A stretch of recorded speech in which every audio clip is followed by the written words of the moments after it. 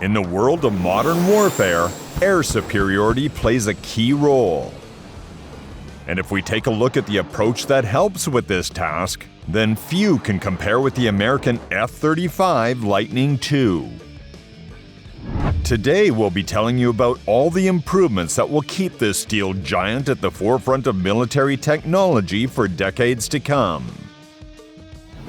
In the early 1990s, the Pentagon came up with a bold theory. What if the United States could build one aircraft that could replace dozens of air platforms, reducing acquisition costs, eliminating logistical problems, and making it as easy as possible to train and maintain new aircraft? Today, this mythical aircraft, whose name is the Lockheed Martin F-35 Lightning II, is not only able to satisfy the broad needs of three services within the American Armed Forces, Air Force, Navy, and U.S. Army, but is also wildly popular among dozens of countries around the world. The Joint Strike Fighter program, which became the starting point in the history of Lockheed's brainchild, and its results in the form of hundreds of F-35 Lightning IIs produced along the way, faced very polarized opinions. For some, this aircraft became a black hole in the U.S. budget, while others call it nothing more than a revolution in the Air Force. Well, critics were right that the F-35's career in the ranks of the U.S. Air Force can hardly be called cloudless. However, even they're unlikely to deny the fact that the Lightning II is the most advanced and versatile tactical fighter on the planet. But today, we won't be evaluating the wingspan of the F-35 and its basic characteristics. We're much more interested in what Lockheed engineers are working on to keep the F-35 fleet running like clockwork. The fighter software was developed in the form of 6 releases, which are also known as blocks for System Development and Demonstration, or SDD. Moreover, along with software releases, each block also includes avionics hardware updates and fighter improvements resulting from hundreds and thousands of hours of flight and structural testing of vehicles. We invite you to take a closer look at them with us. The primary purpose of the original Block 1A and 1B was to train pilots and focus on multi-level safety. Block 2A improved training capabilities, data link, simulated weapons, and early fused sensor integration. Its successor, Block 2B, allowed for basic close air support, using some JDAMs and GBU-12 Paveway 2 500-pound laser-guided air bombs, as well as firing AIM-120 ARAM air-to-air missiles beyond visual range, or BVR. This made the Block 2B the first operational release set for the USMC's Initial Operational Capability, or IOC. Block 3, or Technology Refresh 3, has become, perhaps, one of the most global updates for the latest fighters. Before working on the even more ambitious Block 4, the F-35 systems needed to undergo a significant upgrade in their core computing capabilities. This is probably the reason why the Block 3F software contained 8.6 million lines of code. The F-35 Block 3I fighters retained the capabilities of the 2B with new equipment and were planned for the USAF IOC. But here it's important to understand that it was the TR-3 that gave the F-35 a huge leap in computing power and changed its system architecture, not only improving the performance of almost all onboard systems, but also greatly simplifying the process of integrating all further updates for the main U.S. combat aircraft by dozens of years ahead. The new core processor of the TR-3, coupled with other improvements, allowed it to increase the computing power of the Lightning II by 25 times, affecting a wide range of fighter systems, including communications guidance, distributed aperture system, electric warfare suite, radar processing, and more. And to make all these updates take root inside the futuristic fleet, Lockheed Martin engineers increased the volume of the F-35's data storage by 20 times. The Lightning II panoramic cockpit display is also unchanged, with a 5 times magnification in display processing power and 2 independent critical display processors for the left and right displays in the cockpit. The final touch on the Block 3 fighter upgrade was the 3F version, which increased the ability of the aircraft to suppress enemy air defenses and deploy 500-pound JDAMs. GBU-53/B Stormbreaker precision-guided air-launched bombs, as well as AIM-9 air-to-air missile Sidewinder. The TR-3 update can definitely be called the IT backbone on which the military services intend to build up the next Block 4 upgrade, which includes about 75 major upgrades compared to the current F-35 fleet. And while all of these improvements will be housed in the F-35A, F-35B, and F-35C airframes that many of us are already familiar with and have proven over the years, updating the insides of fighters can have a tremendous impact on the battlefield, which is why the improved Lightning II will require even a separate designation. At the very least, let's not confuse them with the previous blocks. Naturally, many of the components of Block 4 are shrouded in mystery, but there are those that officials have publicly reported.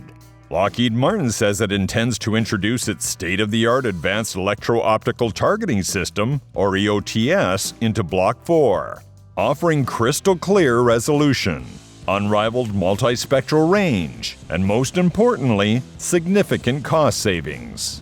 It's enough to compare the picture in the example posted by Lockheed on their Facebook page to appreciate the difference.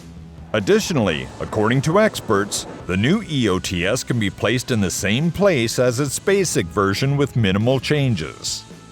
F-35 Lot 17, which will start rolling off the production lines as early as 2025, will be equipped with 20 EW receivers, which is 75% more than now, and will increase signal coverage and accuracy.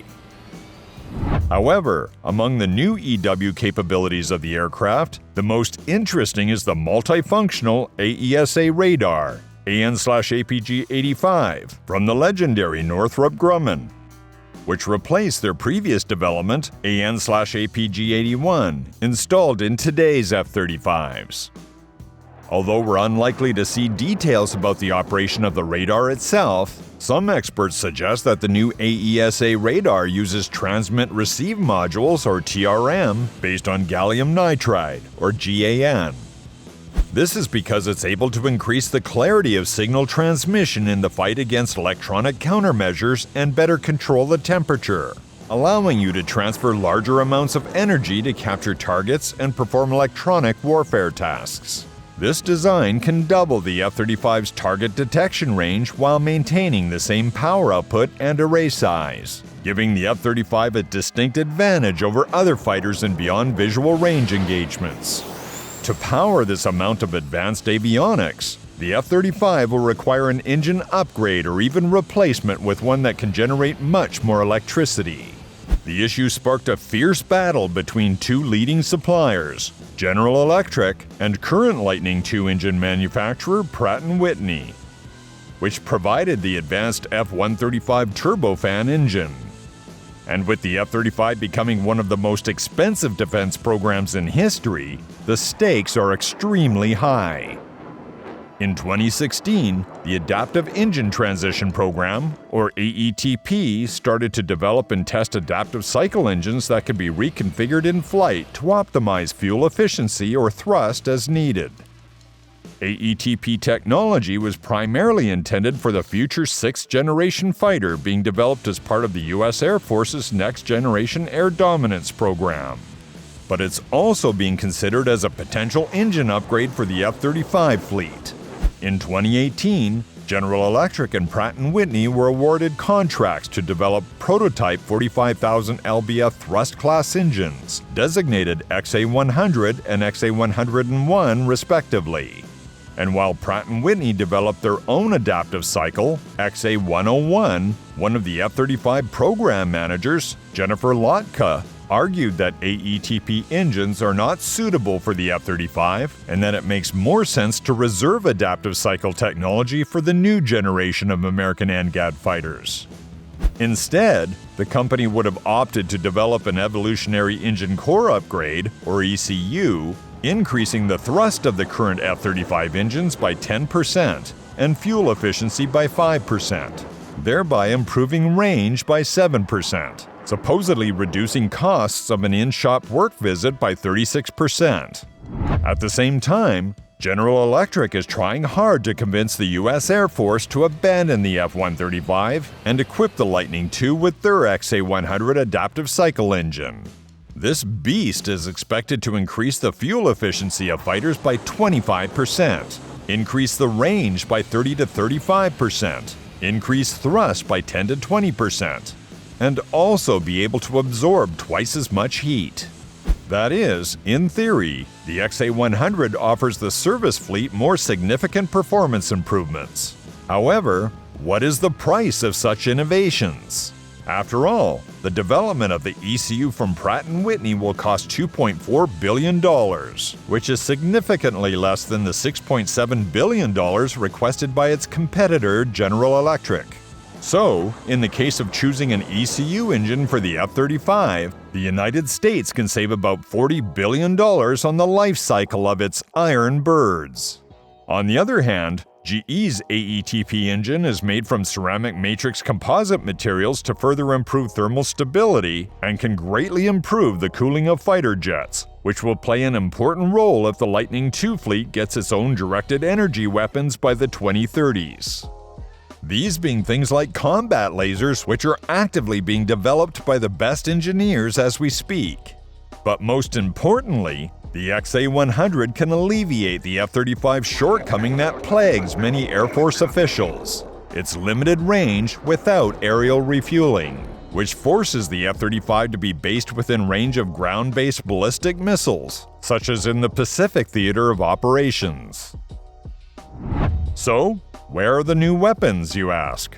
Of course, this is also a big part of the Block 4 upgrade. The aircraft can be equipped with Joint Strike Missile or JSM multipurpose air-launched cruise missiles, AGM-88G AARGMER, or Advanced Anti-Radiation Guided Missile extended range, tactical air-to-air missiles with extended range, and highly effective European air-to-air Meteor missiles. Furthermore, Block 4 will allow them to expand the internal weapons bay of the F-35, increasing the number of the same AIM-120s from 4 to 6 units. And something tells us this isn't the whole list of goodies that the Block 4 fighters will receive, since it's unlikely that the US Air Force wants to spoil the surprise for their opponents.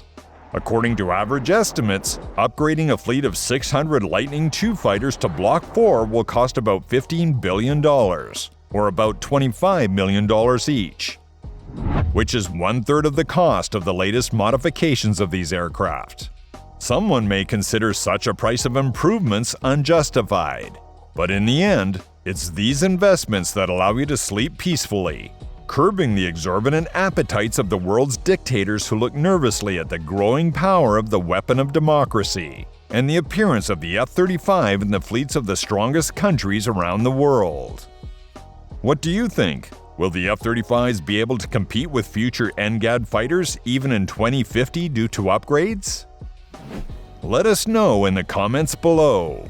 And if you enjoyed the video, please leave a like, subscribe to the channel, and hit that notification bell for more content like today's.